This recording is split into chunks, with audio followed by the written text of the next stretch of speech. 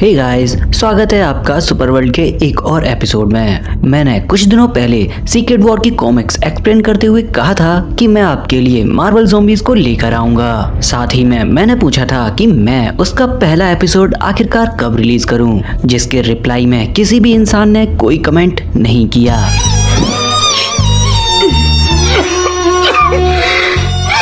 लेकिन फिर भी मैं आपके लिए ज़ॉम्बी एवेंजर्स लेकर आ गया हूँ। उसको एक्सप्लेन करने से पहले मैं आपसे सिर्फ चाहता हूँ कि आप इस बार एक कमेंट कर दीजिए और साथ ही में हमारे चैनल को सब्सक्राइब कर दीजिए।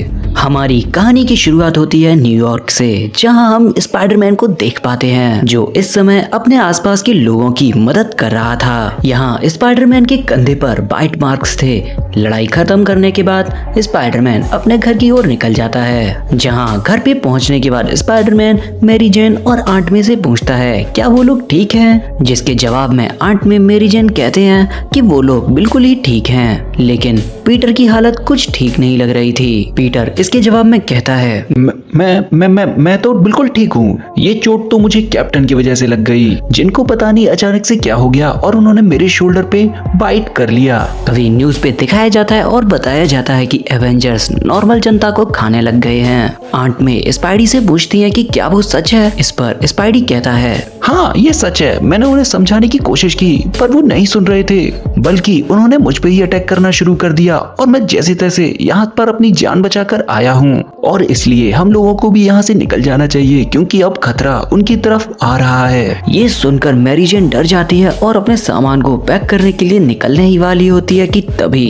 पीटर पार्कर को कुछ होने लगता है। पीटर दर्द की वजह से जोर से चिल्लाने लगता है और साथ ही में उसको खून की उल्टियां आने लगती हैं। एमजे पूछती है पीटर क्या तुम ठीक हो? पीटर कहता है नहीं, मुझे नहीं लग रहा मैं ठीक हूँ। मेरे पेट में बहुत ज्यादा दर्द हो रहा है और मुझे बहुत तेज भूख लग रही है। और ये कहने के बाद पीटर पार्कर का मास्क बुरी तरह से फट जाता है और वो मैरी जेन के ऊपर कूद पड़ता है। कमरे में हो रहे शोर को सुनकर आंट भी आती हैं और पीटर से पूछती हैं कि क्या सब कुछ ठीक है, लेकिन अपने सामने मौजूद नजारे को देखकर वो पूरी तरह से चौंक जाती हैं क्योंकि पीटर मैरी जेन को खा रहा था। वो आंट में को देखकर उनसे कहता है कि आंट में प्लीज आप यहाँ से चली जाओ, मेरा मुझ पे कंट्रोल नहीं रहा। सीन शिफ्ट होता है और हम स्पेस में देखते हैं जहाँ मैग्नीटो अपने स्पेसशिप में बैठा हुआ है। वो अपने साथियों से कहता है डियर गॉड मैंने ये क्या कर दिया।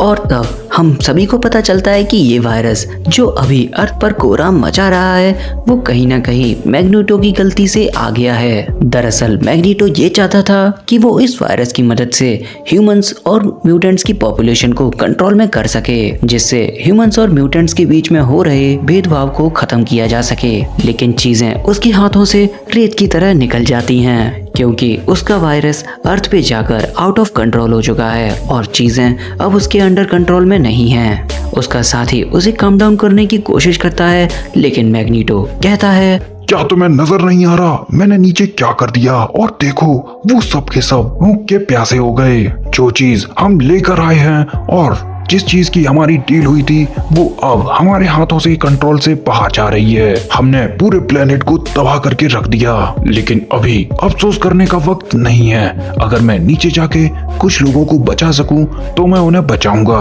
ताकि अर्थ की ह्यूमैनिटी अभी भी जिंदा बची रहे। जिसके बाद मैग्नीटो अपने आप को अर्थ पे जाने के लिए तैयार करने लगता है और वो अपने साथियों से कहता है कि उन लोगों को इस स्टेशन को बचा के रखना होगा क्योंकि हो सकता है ये स्पेस स्टेशन ह्यूमैनिटी के लिए आखिरी उम्मीद साबित हो। वहीं सीन शिफ्ट होता है और हम नोवा को न्यूयॉर्क सिटी में उड़ते हुए देखते हैं जो स्पाइडी के घर पे जा रहा है। वो स्पाइडरमैन के घर की खिड़की के जरिए एंटर करता है और स्पाइडी को आवाज लगाता है और कहता है हे पार्कर क्या तुम यहाँ पर हो? मुझे माफ करना मैं तुम्हारे घर पे ऐसे घुस आया, लेकिन बाहर कुछ अजीबोगरीब चीजें चल रही हैं, इसलिए मैं तुम्हारे पास आ गया ताकि मैं तुम्हारा हालचाल पूछ सकूं। और क्या तुम्हारी फैमिली ठीक है?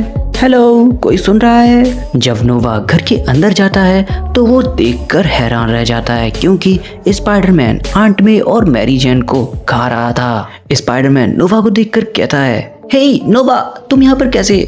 मैं तुम्हें ये चीज नहीं दे सकता क्योंकि मुझे बहुत देर की भूख लगी है और ना ही मैं तुम्हारे साथ शेयर करूंगा क्योंकि मुझे बहुत तेज भूख लगी है और मुझे इस भूख को मिटाना ही होगा। ये देखने के बाद और सुनने के बाद नोवा के कान खड़े हो जाते हैं। स्पाइडरमैन नोवा को देखता है और उससे कहता है, तुम मुझे अभी भी घूर क्यों रहे हो, मुझे घूरना बंद करो। ये कहकर वो नोवा पे अटैक करने लगता है। नोवा पूछने की कोशिश करता है कि आखिरकार पीटर के साथ ये सब हुआ कैसे, लेकिन पीटर अपना पूरी तरह से कंट्रोल खो चुका था और वो किसी भी हालत में नोवा को खाकर ही मानेगा। लेकिन तभी स्पाइडरमैन की नेक पर एक डंडा आकर लगता है और हम देखते हैं कि वहाँ पर डेयरडेविल आ गया है। वो नोवा से कहता है, ये तुम्हारा वो दोस्त नहीं है जिसे तुम जानते थे, तुम्हें इसे जान से मार देना चाहिए और तुम्हें मेरी हेल्प करनी होगी। लेकिन नोवा स्पाइडरमैन को मारने से पूरी तरह से इनकार कर देता है और इसी मौके का फायदा उठाकर स्पाइडरमैन डेयरडेविल को काट लेता है। वहीं कुछ ही दूरी पर ज़ॉम्बी कैप्टन अमेरिका बाकी के एवेंजर्स के साथ खड़े हुए थे और इतना ही नहीं, उन्होंने कई सारे सिटीजन्स को खा लिया है और अपनी भूख मिटाने के बाद अपने साथियों से कहते हैं, ये देखो दोस्तों, हमने क्या कर दिया, उस हंगर ने हमसे क्या क्या करवा दिया जो अब जा चुकी है और हमें इससे लड़ना होगा क्योंकि हम एवेंजर्स हैं और इसलिए हम सभी को हेडक्वार्टर जाना चाहिए ताकि हम सभी लोग इस चीज पर लगाम लगा सकें। ये कहने के बाद कैप्टन अमेरिका अपने साथियों को लेकर वहां से निकल जाते हैं, लेकिन वहां से थोड़ी ही दूरी पर एक्समैन के ज़ेवियर मैंशन में हालात बद से बदतर थे क्योंकि वहां पर कई सारे ज़ॉम्बी विलन्स एक्समैन पर अटैक करना शुरू कर दिया था, जिनका सामना कर रहे थे साइक्लोप्स, वोल्वरीन, साइक्लोप्स, स्टॉर्म और बाकी के हीरोज।